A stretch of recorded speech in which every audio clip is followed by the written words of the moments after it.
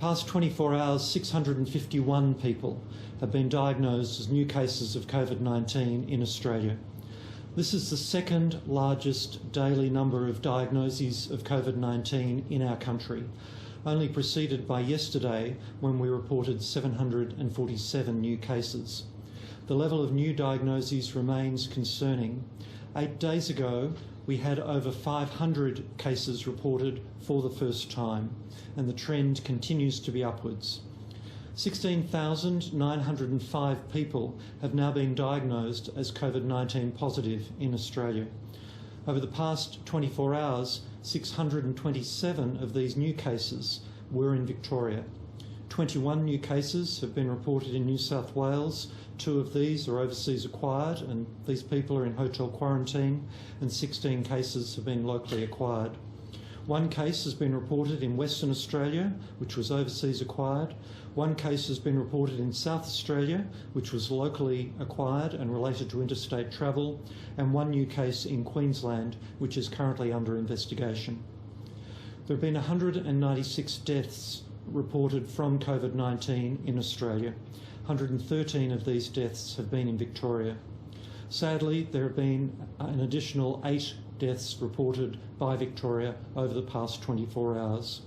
Every death from COVID-19 is a tragedy, and our thoughts are with the family members and other loved ones of those who have lost their lives. The people who have died in the past 24 hours were aged in their 50s, 70s and 80s. There have been 3,329 people diagnosed with COVID-19 in Australia in the past 7 days, and only 1% of the new cases were overseas acquired. There are now well over 5,000 people currently infected with COVID-19 in Australia. Nationwide, we have 366 people with COVID-19 in hospital, and this is an additional 36 people hospitalised since yesterday. There are 349 people in hospital in Victoria. Many of these, of course, are people who have been moved to hospital from residential aged care facilities. Among the people in hospital, there are 44 people in intensive care units, which is 4 more than yesterday, and 27 people are reported to be on ventilators, which is 7 more than yesterday. Again, these figures reflect how serious COVID-19 disease can be among infected people and reflects the human consequences of the spread of this virus. Over 4.2 million COVID-19 tests have now been carried out in Australia, and in the past 24 hours there are over 75,000 tests carried out across the country. This has been a very difficult week, and there will be more difficult weeks to come as we continue to live with COVID-19. My advice to you is that things will get better, but it won't happen overnight. Australia is not like many other countries where COVID-19 is currently out of control. We are working together. We are taking strong measures to tackle each and every outbreak of COVID-19. The Australian and Victorian governments are working together as one team. We are working together on the analysis of the points of community transmission and the additional measures that may be needed to bring this outbreak further under control. We are working together on the response to the outbreaks which have occurred in residential aged care facilities. And we are working together with the people of the Australian Defence Forces who are supporting the response in Victoria. We all know that our best defence is to stop community transmission, and this is where everybody has a role to play. While the percentage of new cases among the residents of aged care facilities remains low, every case in a resident is a cause of serious concern. The Victorian Aged Care Response Centre has now been functioning since Monday. The centre involves the Victorian Department of Health and Human Services and the Commonwealth working together with a large number of aged care and other support organisations to respond to the very serious outbreaks that we've seen amongst residential aged care facilities in Melbourne. Thank you to everyone who's dedicating so much time, so much energy to addressing these outbreaks, protecting residents and staff, keeping family members informed about each of their loved ones. We need to continue to support our aged care workers who are critical to the well-being of so many senior Australians, and who are essential to our success in slowing the spread of COVID-19. The Australian Government is deploying additional AusMed clinicians to provide leadership in clinical care, in nursing, in infection prevention and control, and the use of personal protective equipment in residential aged care facilities where infections have occurred. The Aged Care Response Centre will ensure that every residential aged care resident who needs care will receive care.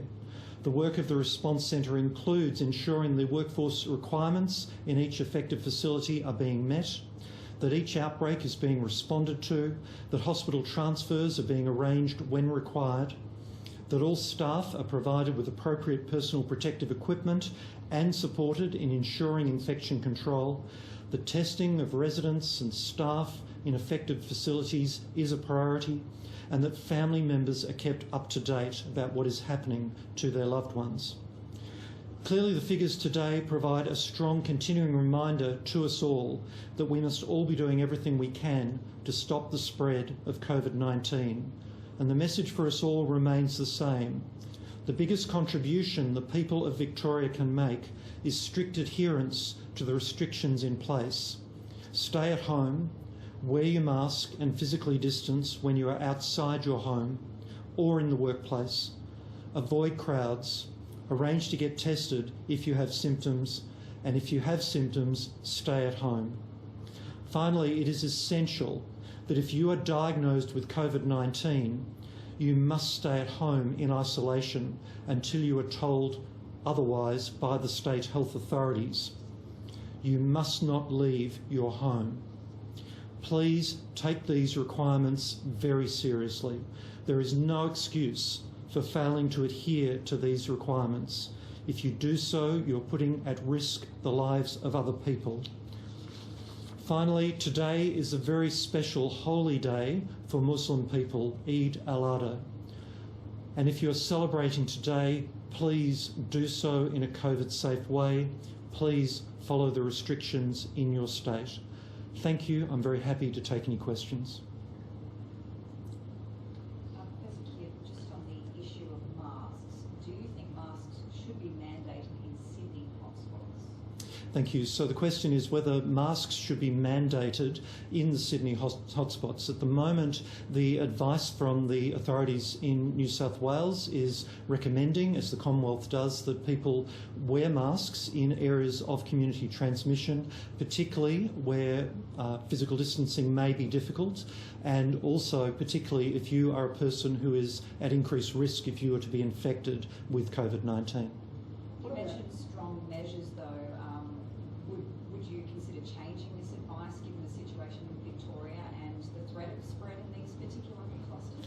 Certainly. So we're working very closely with the authorities in New South Wales and supporting the measures which have been put in place in New South Wales at the moment. We are seeing the continuing small numbers of reported cases of community transmission, particularly occurring in a number of areas across Sydney and also some other areas in New South Wales. Again, we will support the New South Wales Government in the decisions they make. What about the situation, though, where you've got Woolworths saying that we recommend customers all over New South Wales and Queensland and the ACT wear masks, even in areas where there is no community transmission? Does that public health message sort of get maybe diluted? Did you have any input into that sort of announcement, or is it welcome or helpful? Thank you. So the question is about the announcement by Woolworths recommending that people wear masks in their stores, including in some places where there is no community transmission at the moment. Each business, each facility in Australia is required to have a COVID-safe plan, and that plan looks at what are the risks to the staff of that business and to the customers of that business, in this case the people who do their shopping in that particular supermarket. Each business, as part of their risk mitigation, will be making their own advice to their employees and to their customers about what they're recommending. At the moment, the advice from the AHPPC is not around around wearing masks in areas where there is not community transmission unless people will feel more comfortable doing so, particularly if you find yourself in areas where physical distancing may be difficult. And as we know, supermarkets can be one of those places where large numbers of people are coming together, and there may be times when it may be difficult to be physically distanced from others. We have on the phone Tom. Thanks, Professor. I just wanted to ask you about, you talked about obviously the work that's being done on potential further restrictions in Victoria. Obviously, workplaces have been identified as a big driver of transmission. I'm just wondering if you can give us a sense, is the AHPPC looking at kind of an industry by industry take on transmission and whether restrictions apply to different industries in different ways, or do you envisage more a potentially sweeping style measures that we've seen in New Zealand, for instance? Thank you. So the question was about possible further measures in Victoria and whether the HPPC has been looking at this industry by industry or whether there are more, the approach is more a sweeping style of measures as we saw in New Zealand. So the advice which has come from the HPPC does break down, especially for the stage 3 restrictions at very high levels for different industries. And this may be, for example, for retail industries and for others. So we don't go right down to individual workplaces. Obviously, as I said before, each workplace is required to have in place their COVID safe plan and the measures which they are doing to mitigate any risk for their employees. As you rightly point out, Tom, there are some industries where we've seen significant outbreaks occurring in Victoria. One of those areas is among abattoirs and among meat workers, and clearly a lot of work is going into ensuring that those people are being protected in their workplace, looking at what happens in those workplaces that puts people at increased risk, and ensuring that we're not seeing people working in that particular industry then returning home and putting their own family members at risk as well. We also have on the phone Katie. Thanks, Professor. Early on in the pandemic, we were told that mask wearing that could induce a level of complacency. Given we've got Woolworths telling customers in Canberra that they should probably wear a mask if they want to come shop there, and we have had no new cases of the virus here in 3 weeks, how can we guard against that level of complacency given we're being told to wear masks when there's not that level of community transmission? Thank you. So the question is are we still concerned about a level of complacency when people wear masks, and whether the decision particularly about the supermarkets in the ACT recommending that people may wear masks when they're in those shops. So look, the concern about complacency is more around when people wear a mask, making sure that people are aware that just because you're wearing a mask does not mean that you can stop the physical distancing. So if you're wearing a mask, please continue with the physical distancing measures, please continue with the hand hygiene measures, please continue to avoid crowds, and please, if you have symptoms, do not go out wearing a mask, stay at home and arrange to get tested. So you're quite right, Katie, we cannot afford to become complacent anywhere in Australia in response to ensuring that we are not seeing the spread of COVID-19 occurring. In the supermarkets, as I say, there will be many people who will feel more comfortable wearing a mask, including in the ACT, where currently we don't believe we have any community transmission, but of course the border is open between the ACT and New South Wales, where we do have community transmission occurring at this time, and so people may feel more comfortable wearing a mask in those crowded situations.